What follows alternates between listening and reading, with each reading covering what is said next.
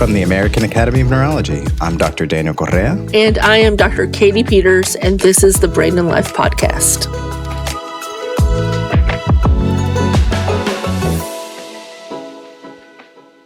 Welcome back to the Brain and Life Podcast. Katy, how are you doing today? I'm doing great. It's been a good weekend working on some papers and getting back to work after, I guess, a little bit of a holiday. It's been a very exciting week for me here in the Bronx and at Albert Einstein. You probably heard that a donor gave a huge donation to make medical school free. I was with our team at Einstein, meeting with a group of doctors and researchers, educators, and community members that are trying to improve health and opportunities in the Bronx, called Bronx Hope. And really, it made me step back and think, really, who are the leaders in our community for brain health? And I think it's really the patients and the advocacy organizations. I agree. And in thinking about who really leads advances in neurologic conditions and neurological illness, it is not only the physicians, the providers, the researchers, but it's also who's impacted by the illness themselves. Who does it touch? And it can often touch our patients, our caregivers, and they can in turn develop into their own organizations, own advocacy groups. One of my great partners I get to work with is Brock Green at Oligo Nation. He has two sons with brain tumors, but he calls himself a care guider and developed an advocacy group around it. Yeah, we have seen countless examples within the community living with neurologic conditions of this. We did an episode interviewing advocacy members within the community for multiple sclerosis. We've seen within the communities for ALS and epilepsy that organizations move things forward, not just research, not just access and development of new treatments, but even just expanding the resources that are available to the community, just social work services and educating people about living with a condition. And we see this in even local, really focused local communities within the Epilepsy Foundation, where they work around the country to help individuals in each area. So I hear that you're expanding our awareness about another group in another condition that is helping to advocate for our community. Yes, I got to speak with the executive director of the Gilbert Family Foundation, and they seek to advance research into a condition called neurofibromatosis. The executive director is named Laura Grannemann, and we had a lovely conversation about her role, her background, and what the Gilbert Family Foundation does. The Gilbert Family Foundation was actually founded by Dan and Jennifer Gilbert because their son had passed away from neurofibromatosis. Now, I could imagine several listeners being like, neurofibromatosis, what? So what's neurofibromatosis for our listeners? So it is a genetic condition associated with brain tumors and skin tumors and other conditions. And I'm going to hope that our listeners will learn a great deal from our medical expert, Dr. Jaishri Blakeley, who is a neurologist and director of the Johns Hopkins Comprehensive Neurofibromatosis Center. So this is a condition that can affect the nerves in so many different parts of our body and really impacts individuals significantly. So I hope all of you get a chance to stay and listen to our medical experts so you really get to learn more about the condition itself, along with the advocacy work that the Gilbert Family Foundation is doing.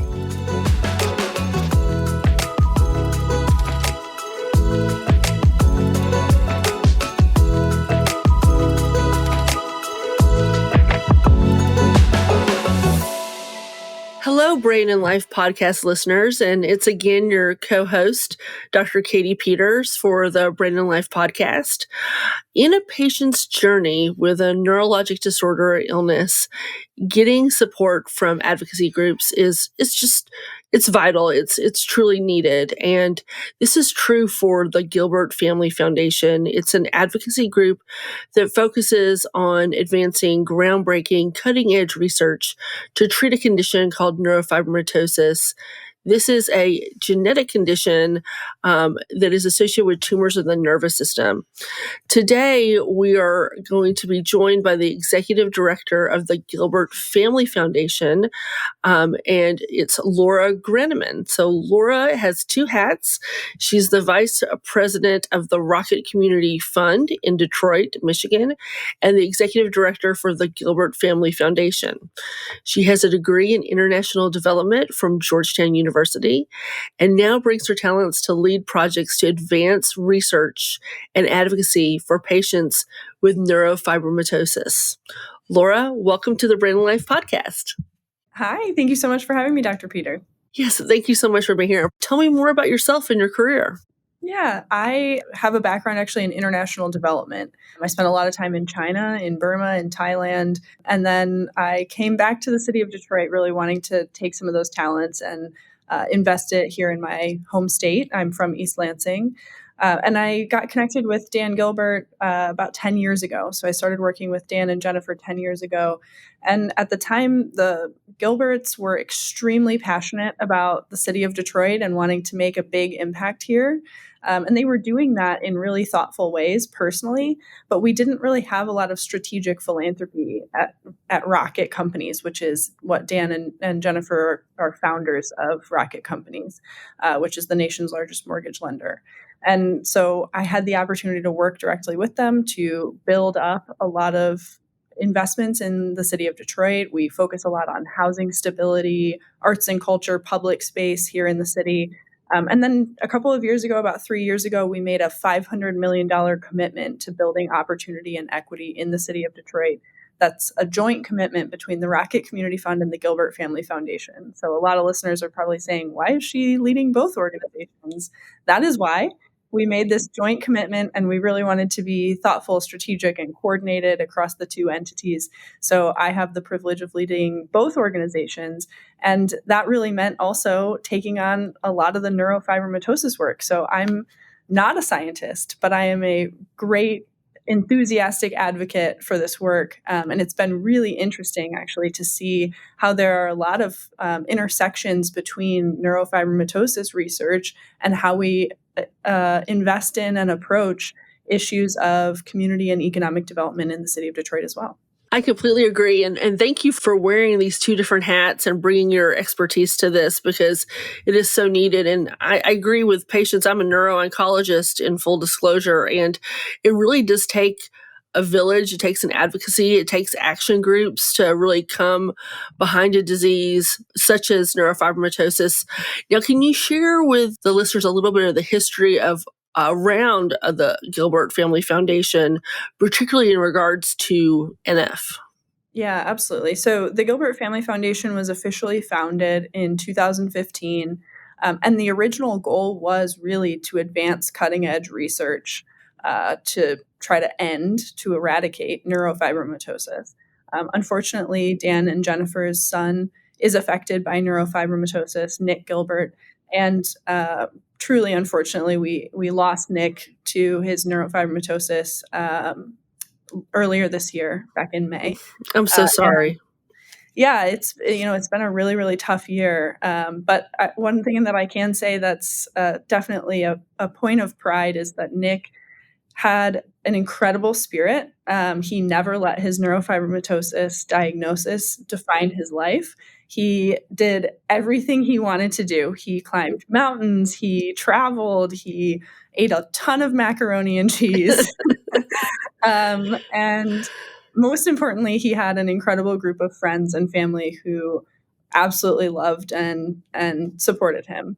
And so it's been really heartwarming to see all of those people continue to come together. You know, we have an annual gala, and we had that gala last November, and it was a hugely emotional night. So many people coming together and broke so many records in terms of fundraising, and so I know that we're going to do his legacy proud, and his friends and family are going to continue to keep his spirit alive.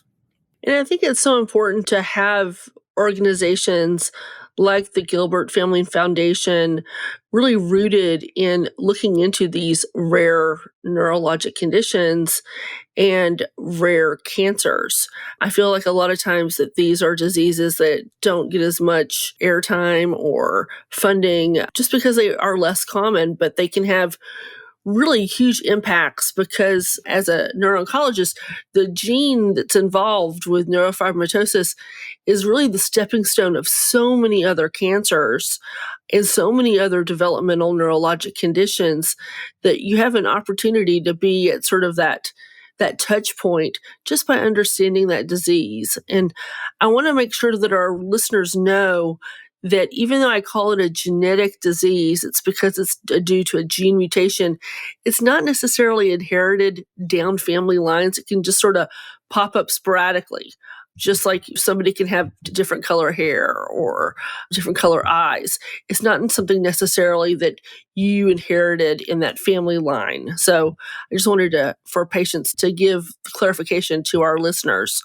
Now, for the Gilbert Family Foundation, how do you engage with the NF community? Do you have panels of patients? Do you have panels of caregivers that you work with? We have several different initiatives at the Gilbert Family Foundation. We focus on a few of the most common manifestations of neurofibromatosis, and that means that we're really looking at the intersection of neurofibromatosis and brain tumors, the intersection of neurofibromatosis and vision loss. So we're really focused on vision restoration.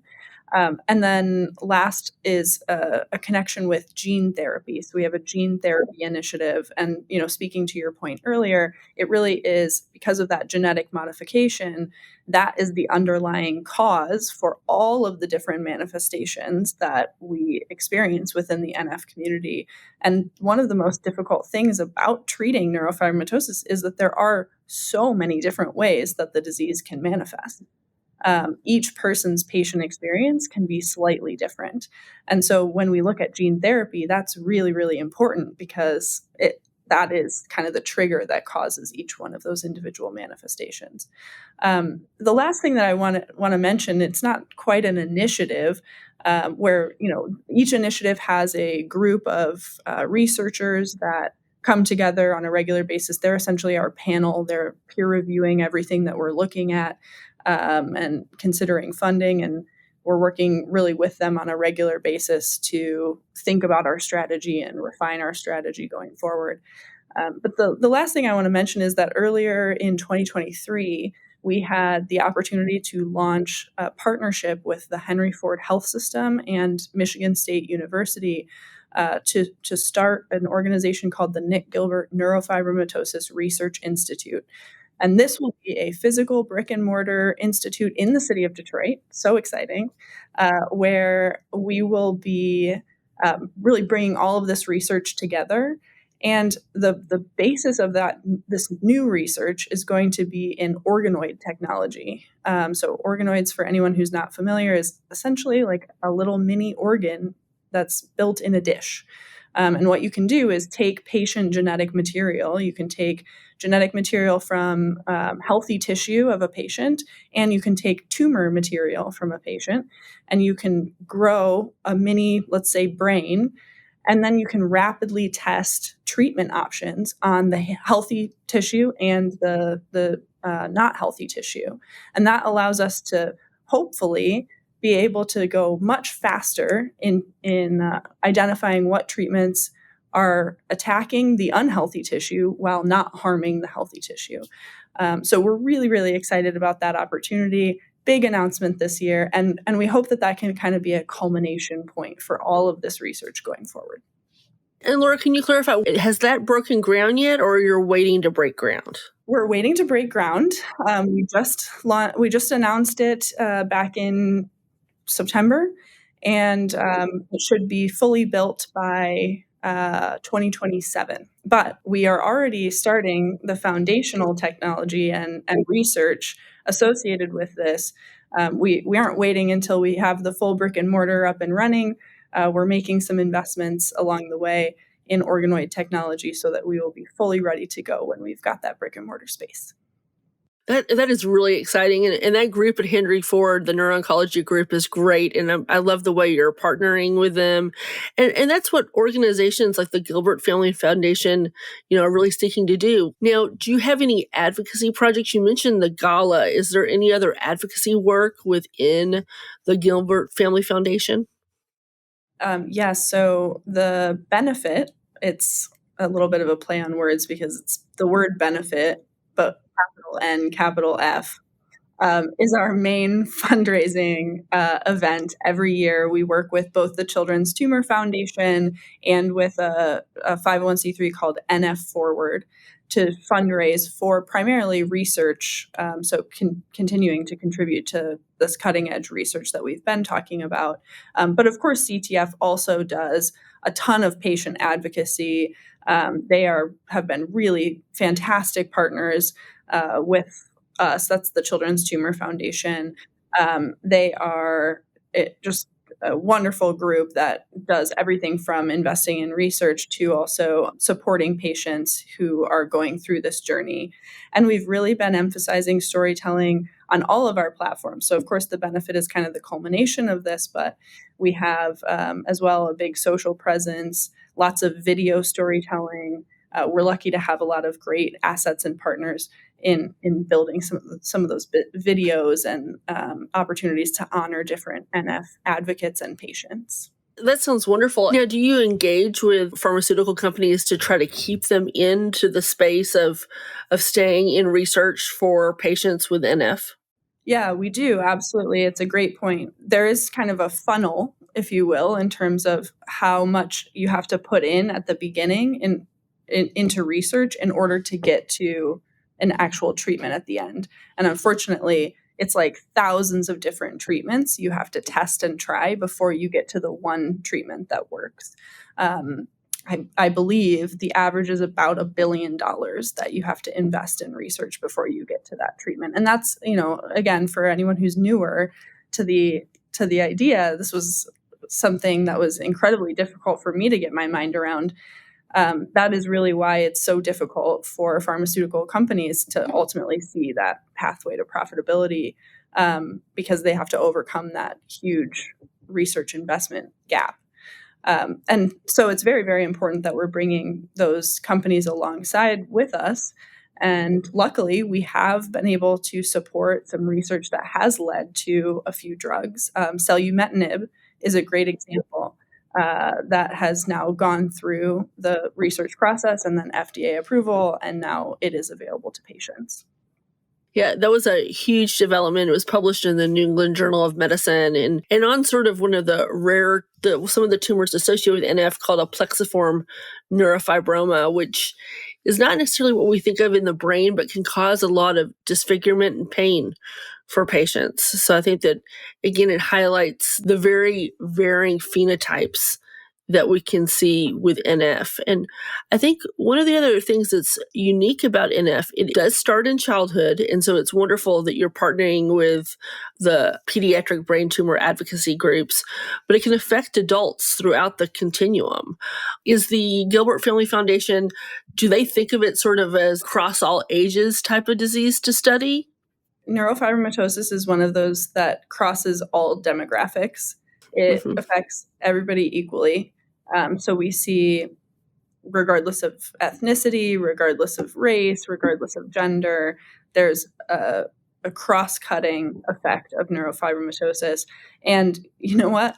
It's actually great for us to think about it as not just a children's tumor disease, but as a something that affects all ages, because that means that we're having success in making sure that people are finding ways to live their lives successfully despite a neurofibromatosis diagnosis.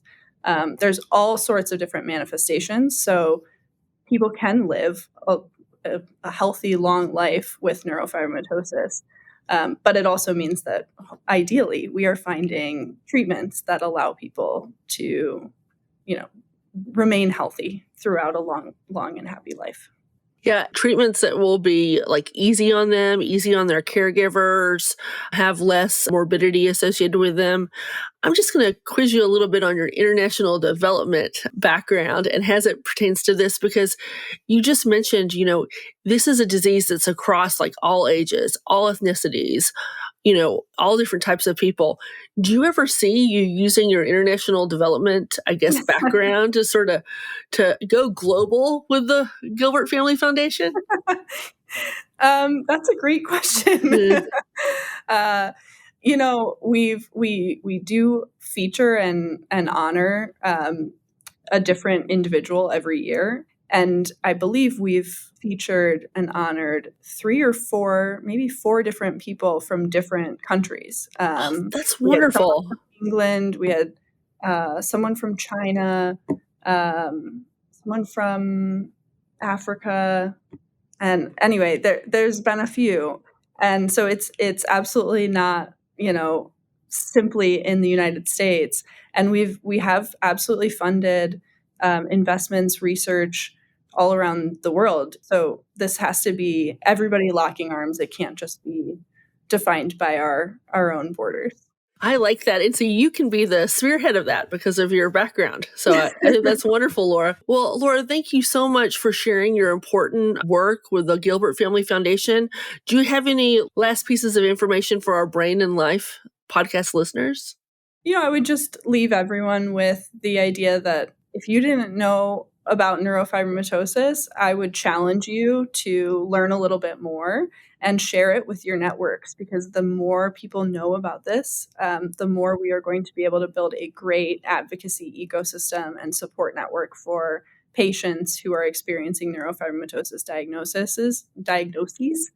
So visit nfforwarddetroit.org is a great place to just get access to more information and learn a little bit more. And hey, come on out to Detroit for one of our future benefits. And you can meet the team, you can stay engaged that way. And I promise you'll have a great, fun night. So, Laura, thank you so much. And thank you so much to the Gilbert Family Foundation. I think that this is so important to have this advocacy work for this critically important disease. Thank you so much. I appreciate it. As always, thank you to our listeners, and I'm wishing all brain wellness.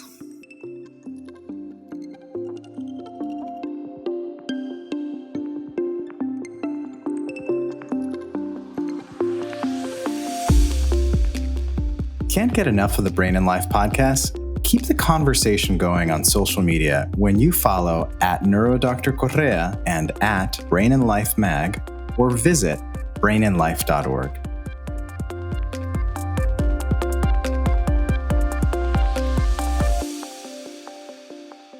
Hello, Brain and Life podcast audience. Thank you for joining us today. I am your podcast co-host, Dr. Katy Peters, and I'm honored to introduce our medical expert, Dr. Jaishri Blakeley, who will be discussing the management of neurofibromatosis type 1 through her experience as a neurologist and neuro-oncologist. Dr. Blakeley is the Marjorie Bloomberg Tiven Professor of Neurofibromatosis in Neurology, Oncology, and Neurosurgery at Johns Hopkins School of Medicine. She's also the director of the Johns Hopkins Comprehensive Neurofibromatosis Center and director of the Neurofibromatosis Therapeutic Acceleration Program. Through this program, Dr. Blakeley has supported and collaborated with many researchers across the globe that are enabling meaningful therapeutic development of neurofibromatosis type 1 and type 2 associated neoplasms. Her research and programmatic efforts are all in service of improving outcomes for patients and their loved ones that are dealing with NF1, NF2, schwannomatosis, and primary brain tumors. And we are very excited to welcome Dr. Blakeley to the Brain and Life podcast. Dr. Blakeley. Hello, it's so wonderful to be here. Thank you for having me, and thank you for asking about neurofibromatosis. Wonderful. And I know I introduced you, but could you just tell us where you're joining us from and what you do day to day? Absolutely. I am joining you from my office here on the Johns Hopkins Hospital campus in Baltimore, Maryland. And I do a couple things day to day. I take care of people who are living with neurofibromatosis type 1 or NF1.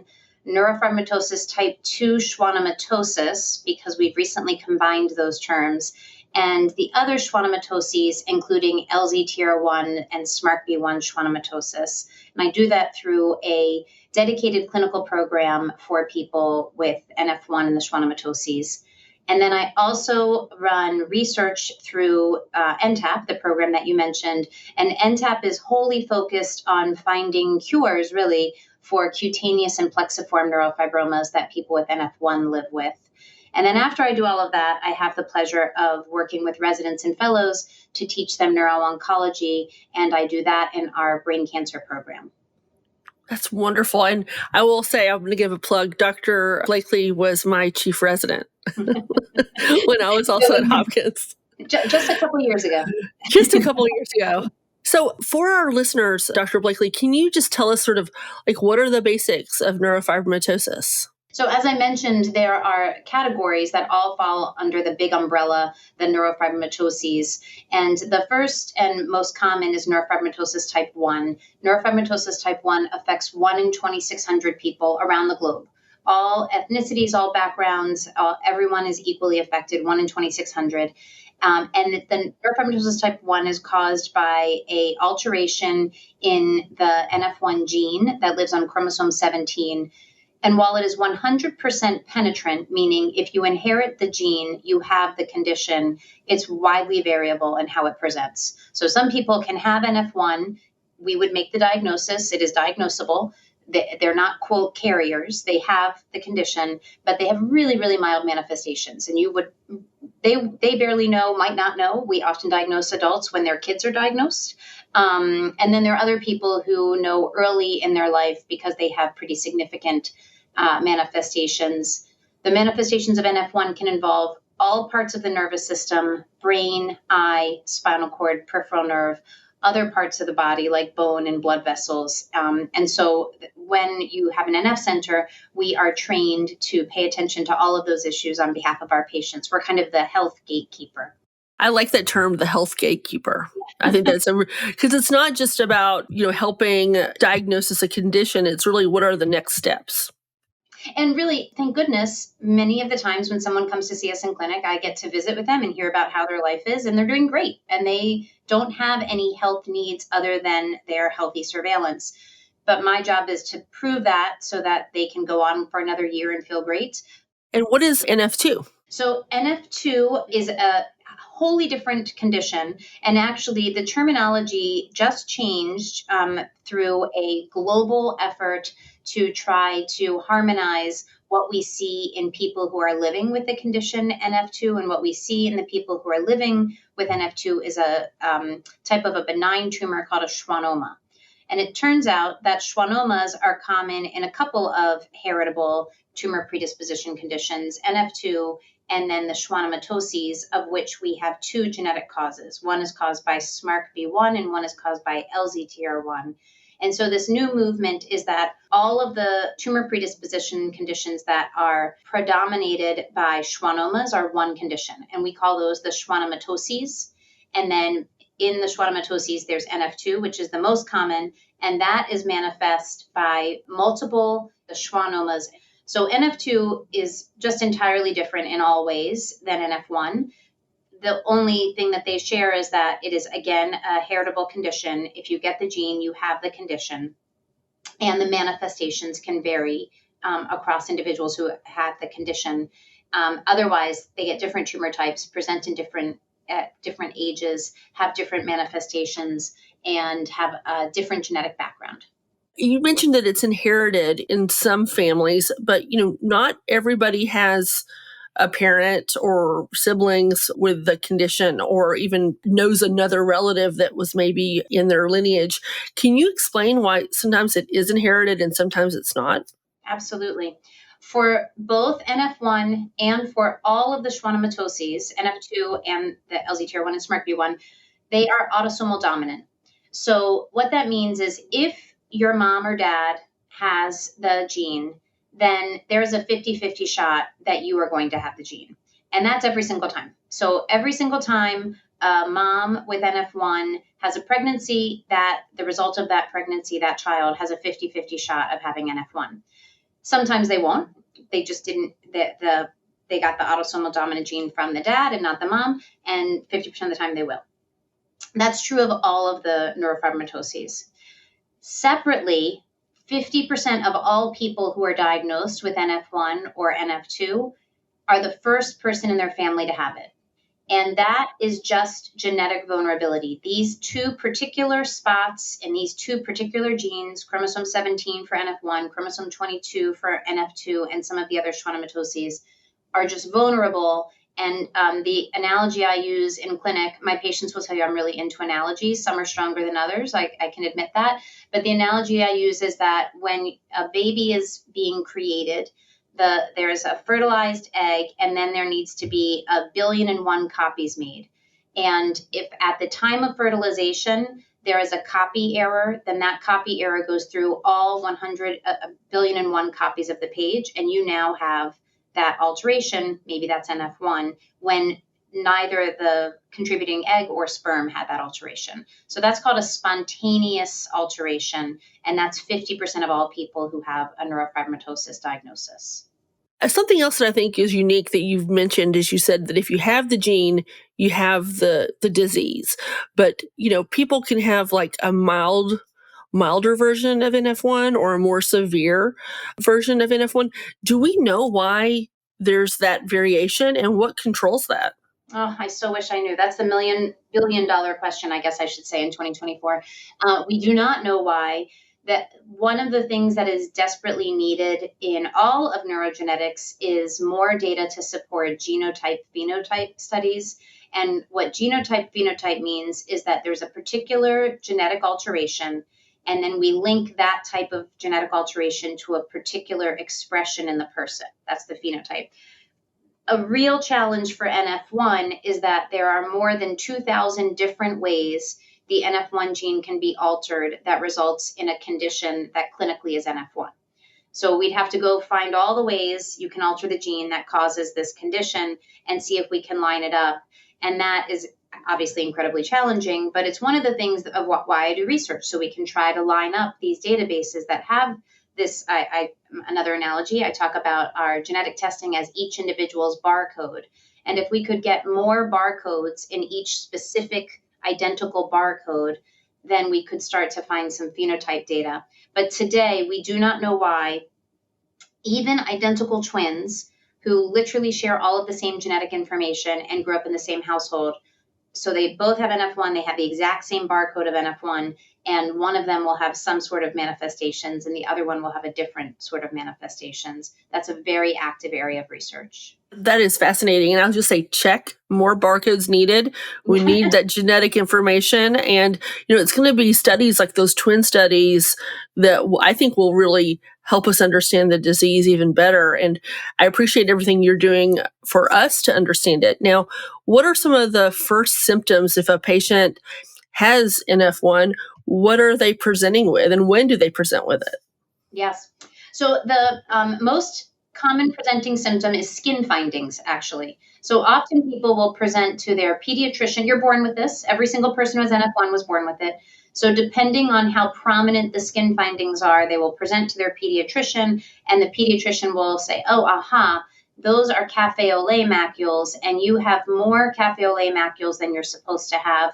Cafe au lait macules are exactly as they are described, meaning they look like coffee plus milk added splotches on the skin. They're totally harmless. They're simply a clinical sign. They can't hurt you. They're not associated with severity of manifestation. And there are a lot of conditions that have cafe au lait spots, including complete health. I have 3 cafe au lait spots, and I've been genetically tested. I have no conditions. So that's the first signal. And then people will look for other things like bone alterations. So a bone isn't formed fully, maybe scoliosis, which is a common way bone isn't formed fully. And then they'll look for something called Lisch nodules, which are basically pigmentary changes on the iris instead of the skin. And then we look for neurologic manifestations. Sometimes the skin manifestations are not prominent or they aren't seen, and people will present with a neurologic manifestation first. And in early life, like in pediatric neurology, that's sudden vision loss. And that can be from an optic pathway glioma. Optic pathway gliomas impact about 30% of children with NF1. That's very early in life. And then fortunately, and remarkably, for any neuro-oncologists out there, optic pathway gliomas are honest to goodness gliomas that spontaneously regress most of the time, which we do not see in any other life situation. So if we could understand why those spontaneously regress, we might learn something for all of our other patients with gliomas. So you really have to tailor your treatment from patient to patient. Absolutely. This is, Okay. I call this quaternary primary care. I mean, we try to provide a medical home where we know the person as well as their primary care doctor does, but we just look at it through a lens of expertise about neurofibromatosis. I love the term medical home. I think that really will benefit, our patients and their caregivers, because they do need a place to land and to feel comfortable with, especially since there's so much variability. And I just want to remind our Brain and Life listeners that we did have a recent article in our Brain and Life magazine about how skin findings can be the first sign of a neurologic condition, such as NF1, and also another genetic condition called tuberous sclerosis. So I was telling my providers out there, don't just look at the MRI scan, look at the patient and look at their skin. You need to definitely look at that. Now, you mentioned sort of some treatment recommendations. What are sort of the common treatments? You mentioned that you don't treat these cafe au lait spots, but I predict you're going to have to treat the tumor of the optic nerves or the optic chiasm. What is commonly used for those patients? Yeah. So as you just said, totally appropriately, it really depends on the manifestation and how it is threatening the person. So for example, the optic pathway gliomas can present and we do the vision exam and we evaluate the patient and they are perfect. And if we just let them grow up, the tumor will go away by itself. So they don't need treatment. But we have to know how to watch for that, what time interval to watch for that, and when to pull the lever for treatment. For optic pathway glioma, the lever for treatment is losing 1 to 2 lines on the vision test or having a change in pituitary function that can't be reversed with medical treatment. And we have very good treatment for that. It's conventional chemotherapy. The traditional conventional chemotherapy is carboplatin with or without vincristine, depending on what side of the Atlantic you practice. There are different practices in the EU and the US, but they're both very effective. However, unfortunately, there are some of those optic pathway gliomas that require treatment because of vision loss that then progress despite that treatment. And we've had a recent total change in our practice in NF1 because of the FDA approval of selumetinib in 2020. That was approved for plexiform neurofibromas, which I'll get to in 1 second. But it turns out that drug, selumetinib, is belongs to a class of drug called MEK inhibitors. And MEK inhibitors also work incredibly well against optic pathway gliomas. So there is right now completing a phase 3 clinical trial that is comparing carboplatin vincristine versus selumetinib to determine which should be first-line treatment for optic pathway gliomas. And that's just hugely exciting because there are lots of reasons to not be excited to be using carboplatin vincristine in a young child. And but it also works. So we're moving away from, does this work to fix the problem, to does this work to fix the problem and cause the least amount of harm possible? And it's always nice to be in that position. Yeah, and it keep their quality of life, to keep them thriving, because these are usually young children that are affected, and they're going to hopefully have a lovely, productive life and move forward. And that's what you're doing. And I agree with you. That's going to be so exciting to see those phase 3 results. Now, you mentioned a lot about the vision. You mentioned skin. I assume that, you're a neurologist and you're a neuro-oncologist. This is your subspecialty is neurofibromatosis, but it must take really a village, a big team, a multidisciplinary team. Can you sort of describe that for our listeners? Our comprehensive neurofibromatosis clinic is centered in neurology, neurosurgery. However, on our regular daily team, we have neuroradiology, genetics, dermatology, plastic surgery, ophthalmology, orthopedics, pathology, whole lot of complex reasons for that.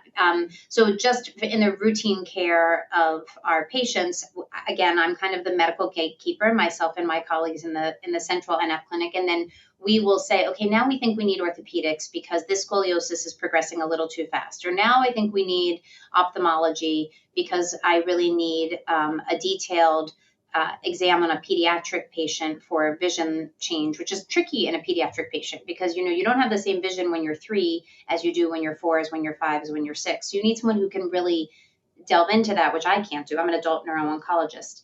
And so we've had the real privilege and honor of collaborating very closely with all of these subspecialists. And I will say our patient community is so absolutely amazing that the subspecialists always are thrilled to, when I ask for an overbook and someone's traveling from Georgia today, can you get them in? It's rare that I get a no. And if I get a no, it's like, I can't, I'm in traveling and I can't do that. But we have a beautiful partnership with our patient community. I agree. A shout out to those patients and also their caregivers. Yes. Do you want to comment on any sort of tips you could share with our caregivers of patients with NF? Wow. Yes, they need their own village, first of all. It's so varied. Some people who have NF1 or NF2 schwannomatosis or the other schwannomatoses really need and benefit from very intense caregiving at home, in their schools, in their work. And some people are 100% independent, and we have to, again, recognize that person where they are at that point in their life. One of the super cool and yet challenging things about running an NF center is we take care of people from when they're diagnosed as children to when they hopefully die at 110, happy and well, right? So the other things happen in that time. You get heart disease that has nothing to do with NF, but we have to help manage that in the same space. You go through a pregnancy. How do you think about that in the setting of NF? All of those things. And so similarly, the voyage for the caregiver is as tailored, and you have to navigate those really tricky things of, now you have a 16-year-old who has a medical need and they don't want their parents involved, but they're a minor. And how do you help everybody on the team work together? The parents, the siblings, the person who's going through the treatment, which is a very different situation than helping a 35-year-old who needs support or a 75-year-old who needs support. So the privilege and the challenge is navigating the path with the caregiver for each person where they are at that point in their life. Well, I appreciate and applaud your flexibility and your breadth of knowledge and the ability to, sort of care for the patient across their continuum and the caregiver across that continuum. So kudos to you. And I think that's just and wonderful. My team, as you say, I have and a your very team. good team. And we all have different strengths and weaknesses. And like our nurse navigator is the most patient-loving, wonderful person on earth. So that she carries all the positive vibe for all of us. And shout out to those teams. And our teams extend not only to, who we work with day to day, but also foundations and advocacy groups like the Gilbert Family Foundation. I had a chance to interview their executive director, Laura Grannemann. I believe you've worked with the Gilbert Family Foundation. Can you sort of explain why those types of advocacy groups and foundations are so important for you and your patients? I have worked directly with the Gilbert Family Foundation. My intersection with them is in two roles. One is that they have a very focused initiative on gliomas in people with NF1, and that is, of course, a major interest of mine. I'd like to end gliomas as we know them, period, actually, but we'll start within NF1.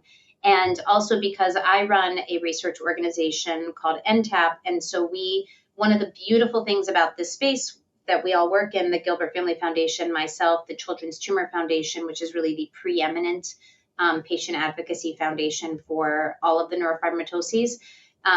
Gilbert Family Foundation is an amazing scientifically driven foundation focused on NF1. NTAP, I hope, is an amazing scientifically focused foundation focused on NF1. CTF focuses on all of the neurofibromatosis and things like making sure it's clear that we are making good use of federal funds that come through the NIH or the Department of Defense for NF-associated research, and talking about how important NF-associated research is to the general population who copes with similar things. For example, I mentioned people with NF1 as well as the schwannomatoses present with peripheral nerve injury. So that's a very common event in the general world. And understanding that, having the opportunity to understand and treat that more successfully in a narrow population gives us some windows of opportunity to bring that to the broader population that might have the same problems, but from different causes, like diabetic neuropathy or chemotherapy-induced neuropathy. So these foundations do a couple of things. One of the things they do, as I just mentioned, is CTF, the Children's Tumor Foundation, does an amazing job advocating with our legislators at the state level, at the federal level, internationally, about how important it is to keep funding for neurologic diseases active so we can come up with better cures. They also bring the whole community together to share ideas, both the patient and caregiver community and the physician community, and I guess I should say professional caregiver community. They do that through conferences. And like, for example, in April, they'll have their patient and caregiver and physician conference where all three communities come together and talk about what could we be doing better to help people living with the neurofibromatosis. And then the other thing, like the Gilbert Family Foundation and NTAP do, is we drive, we hope, the research that will lead to changes in practice. And we partner very closely with our federal agencies to make sure that we're complementing those efforts, not subtracting from those efforts. Well, Dr. Blakeley, this has been wonderful. And, we are so lucky to have your expertise and also your desire to work collaboratively to sort of push advances forward for both NF1, NF2, schwannomatosis. Thank you so much for sharing your insights and expertise. Thank you so much. It was wonderful to see you again and wonderful to participate in this amazing initiative. Thank you. Thank you. And thank you to our Brain and Life podcast listeners. I wish all of you brain wellness.